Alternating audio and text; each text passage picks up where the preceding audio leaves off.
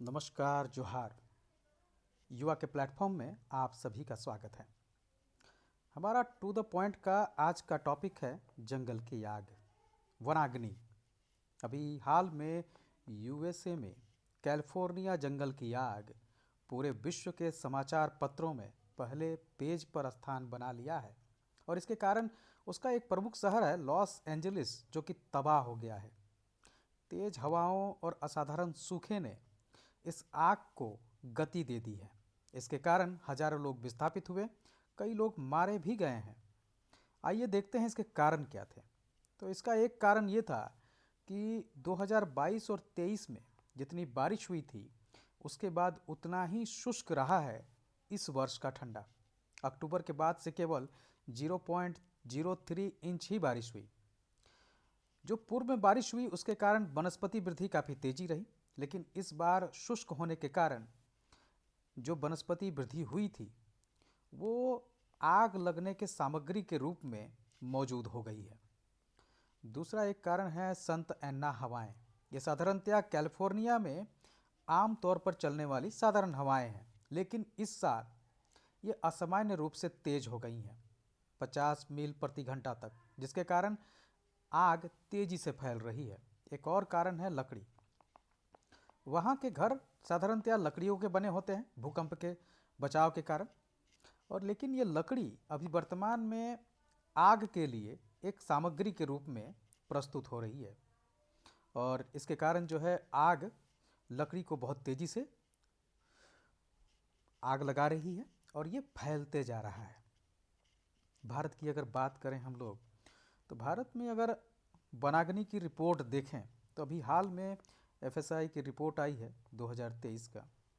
तो उसमें ये बताया गया है कि भारत के वन क्षेत्र और झाड़ियों का लगभग 11.34% क्षेत्र अत्यधिक से लेकर अधिक आग प्रवण क्षेत्र में आता है। इसमें असम, मेघालय, मणिपुर, मिजोरम, त्रिपुरा के जंगल के हिस्से हैं। इसके अलावा आंध्र प्रदेश, तेलंगाना, छत्तीसगढ़, उड़ीसा, मध्य प्रदेश, झारखंड और उत्तराखंड के जंगलों के हिस्से हैं। इसमें देख सकते हैं हम लोग एक्सट्रीमली फायर वाले कैटेगरी में 1.45% एरिया है और वेरी हाईली फायर वाले एरिया में 9.89% एरिया है। तो लेकिन तब भी एक बड़ा एरिया ऐसा है जो लेस फायर वाले सेक्शन में आता है और ये 56.81% है। लेकिन तब भी 11.34% एरिया है जो अत्यधिक से लेकर अधिक आग प्रवण क्षेत्र में आता है।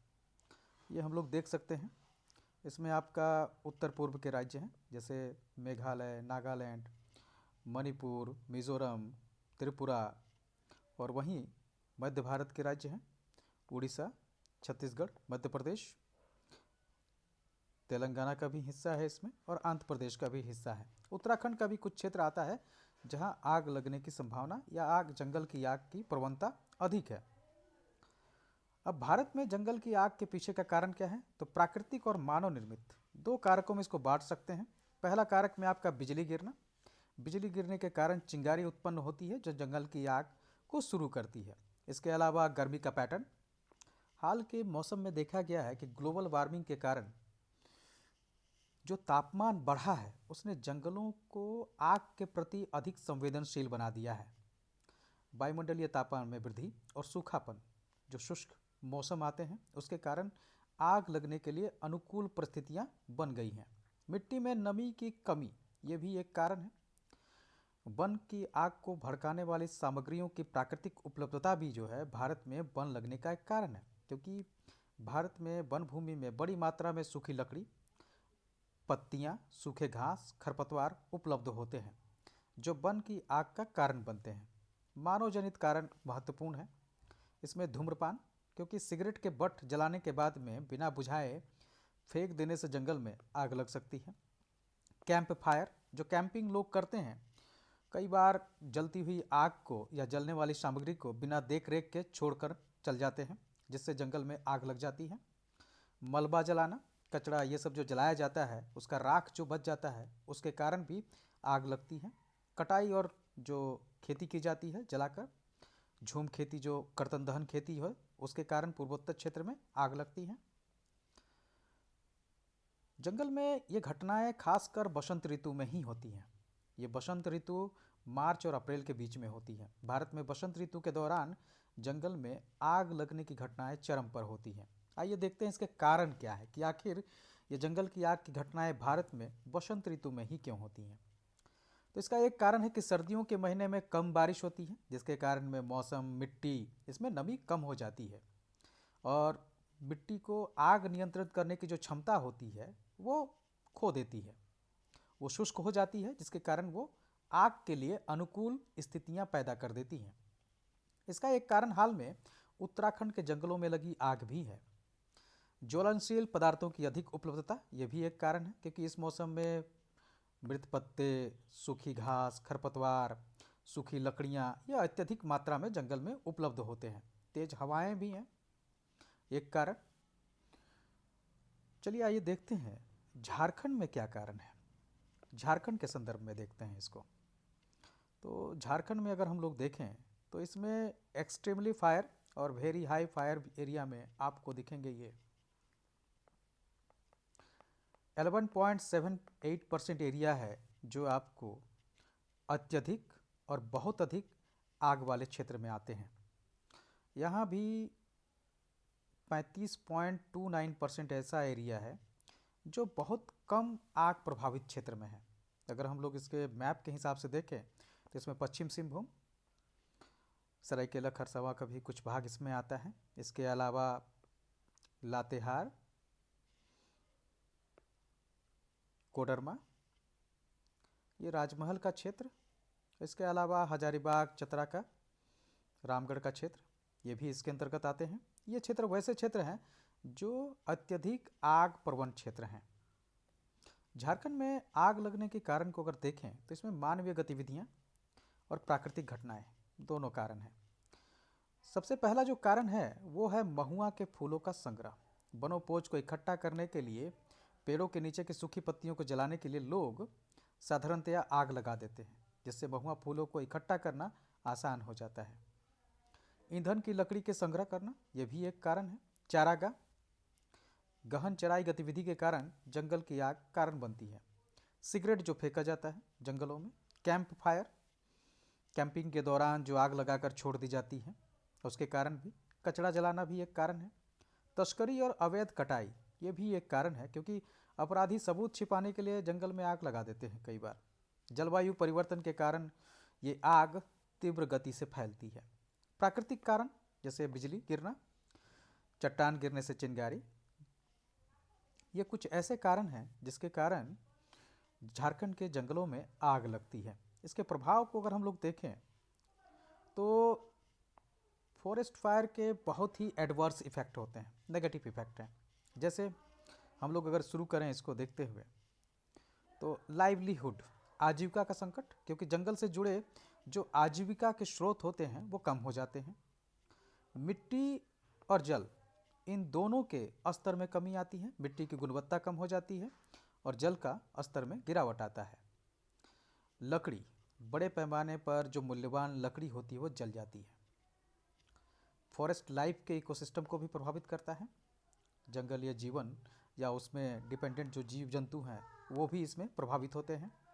जैव विविधता को प्रभावित करता है। ये मानव समाज को और प्रकृति दोनों को प्रभावित करता है, दोनों को हानि पहुंचाता है। ये वायु प्रदूषण को फैलाने का काम करता है। क्लाइमेट चेंज में उसको तेज करता है। ये नेचुरल वेजिटेशन का लॉस करता है। ये वाइल्ड लाइफ का भी लॉस करता है। तो इसके कई ऐसे ग्लोबल कार्बन साइकिल, इन सब को भी जो है ये तेज करता है। इसके कारण जो है इसके कई नेगेटिव इम्पैक्ट इस तरह से हम लोग देख सकते हैं, जो आजीविका के नुकसान से लेकर लॉस ऑफ वाइल्ड लाइफ, जीव जंतुओं के हानि, या फिर इन्वायरमेंट और ह्यूमन सोसाइटी को जो नुकसान होता है, जैव विविधता को नुकसान होता है, इकोसिस्टम को नुकसान होता है, बहुत सारा वैल्यूबल लकड़ी जल जाता है, सॉयल और वाटर की गुणवत्ता में ह्रास होता है। इसके कारण में पॉल्यूटेंट्स, जो प्रदूषण है वो फैलता है, खासकर वायु प्रदूषण फैलता है। तो ये कुछ इसके प्रभाव हैं जो आग लगने के कारण होते हैं। आइए देखते हैं आखिर इसके लिए किया किया जा सकता है। अगर भारत सरकार के पहलों की बात करें तो इसमें वन अग्नि चेतावनी प्रणाली, ये भारतीय वन सर्वेक्षण द्वारा विकसित की गई है। इसके अलावा MODIS moderate resolution imaging spectroradiometer sensor, ये भी प्रयोग किया जाता है जंगल के वास्तविक समय जानकारी लेने के लिए, ताकि उस समय कितनी आग फैली है इस तरह की वास्तविक जानकारी प्राप्त होती है इसके द्वारा। National action plan for forest fire 2018 में इसको शुरू किया गया था। The forest fire prevention and management scheme, ये एकमात्र सरकार प्रायोजित कार्यक्रम है जो वन अग्नि से निपटने में राज्यों की सहायता के लिए समर्पित है। अब हम लोग देखते हैं कि आखिर क्या किया जाना चाहिए जंगल की आग को कम करने के लिए। तो सबसे पहले आग लगने के कारण जो नुकसान होता है या आग की संवेदनशीलता को कम करने के लिए वन विभाग के अधिकारियों की क्षमता का विकास करना चाहिए, ताकि वो वनाग्नि के प्रति अधिक संवेदनशील हो और तुरंत प्रतिक्रिया दे पाए। वन नियंत्रण मैनुअल विकसित किया जाना चाहिए, ताकि जहां आग लगे उसका शीघ्र पता लगाया जा सके, सूचना देने, उस पर नियंत्रण करने में मदद मिले। आग लगने को लेकर व्यापक वन अग्नि नीति बनाने की जरूरत है सरकारों को। स्वदेशी ज्ञान का भी प्रयोग किया जा सकता है। बुनियादी ढांचे का निर्माण करना चाहिए, जैसे वॉच टावर, क्रूज स्टेशन का निर्माण, ये सब टेक्नोलॉजी के द्वारा भी जो है आग का जल्दी पता लगाने और उसके जल्दी नियंत्रण के लिए सुविधाएं विकसित की जानी चाहिए। अमेरिका के आग ने निसंदेह एक प्रकार से चेतावनी दी है। आने वाले समय में ग्लोबल वार्मिंग के कारण आग लगने की घटनाएं तेज हो सकती हैं। ऐसे में जरूरी है कि जंगल की आग या आग लगने को आपदा के सबसे प्रमुख कारणों में देखा जाए और इसके रोकथाम के लिए प्रयास और नीति अभी से बनाने की जरूरत है। धन्यवाद।